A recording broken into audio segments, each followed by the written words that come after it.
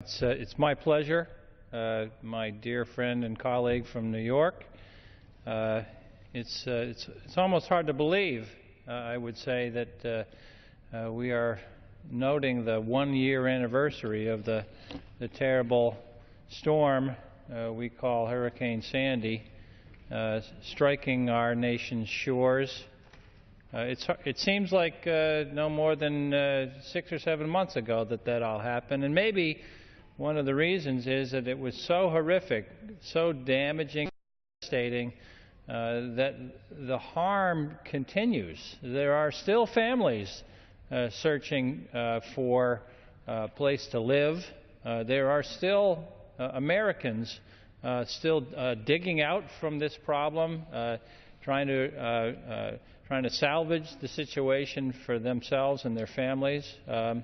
And so it's almost hard to believe that it was a full year ago that this happened. You know, this is a country that suffered so much in loss because of Hurricane Sandy. $25 billion in business losses, $50 billion in property damage. I come from Pennsylvania, and in Pennsylvania, so far as it is from the seacoast, we still had 1.2 million residents lose electricity during that event. And in my own district, up in the hills of the 17th District of Pennsylvania, we still lost power for 53,000 residents. And indeed, I'm so sorry to say that we had several lives lost in my district due to Hurricane Sandy. People who perished because of falling tree limbs, because of hypothermia due to exposure. We had somebody we lost because of exposure to carbon monoxide because of generator fumes that were emitted during the blackout. And we had tens of thousands of homes and businesses damaged in my district because of Hurricane Sandy. So don't think we didn't notice it either, and don't think we didn't pay attention to the sufferings of all of the other Americans because of Hurricane Sandy. There's no denying that there is climate change. There's just no denying it. We can argue all day what's causing it and what to do about it, but there's no denying that it's happening and that it's resulting in more and more frequent weather events like this, more and more severe weather events like this. There's no denying that these things are happening, and there's no denying the damage and harm that comes to our nation as a result. In 2011 and 2012, there were 25 severe weather events that caused $1 billion or more in damage each, 25 of them in a 2-year span. The total price tag for that, $188 billion in property damage to our nation. And damage to the taxpayers. The taxpayers had to pick up $136 billion of those losses because that's what we do in emergency relief and in flood insurance and in crop insurance. These weather events cost taxpayers money. You know, we have something in the legislature called the GAO. And the GAO used to stand for the General Accounting Office. In 2004, we changed the name to the General Accountability Office, better to reflect the mission of that office: accountability, proper husbanding of the assets and the resources of the federal government.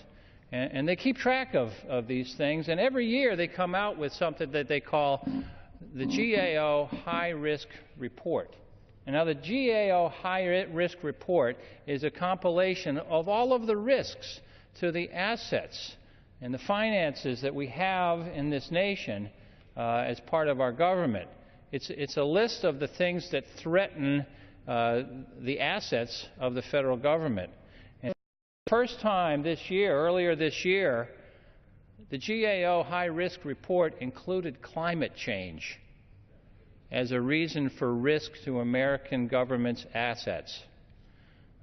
This is not just about security. It's not just about infrastructure. it's not just about damage to agriculture. It's not just about risk to the health and the well-being of all of Americans. It's also about financial losses to the American federal government. Because, after all, we are an insurance company. We are a government that insures against flood. We're a government that insures against crop damage. We do that. It's something that we've thought about, something that makes sense for our nation, but we end up in the position of an insurance company, and we end up paying the price tag when these storms happen. And the GAO recognizes that and recognizes that climate change is a major driver in the risks to the American finances as a result of these programs that we do. As a result of all of that, in a few months, I will be introducing a comprehensive climate adaptation bill. Because, again, we can argue till the cows come home about what causes climate change and what the effects of it are, but one thing that can't be denied, and that the GAO doesn't even deny, that this costs American taxpayers money, and the best way to handle that is to plan for it. And so, with the support of the White House, I will be introducing a comprehensive climate adaptation bill later this year. It should be out in a few months. And so, on this, the one-year anniversary of the horrible tragedy that was Hurricane Sandy, we remember the devastation. We remember the losses. We remember the loss of life. And we remember the communities that are continuing to struggle with the damage that was caused by that storm. And I say it's time for us also to plan for the future to minimize these losses that will continue to happen as the planet climate continues to change. Thank you, Mr. Chairman.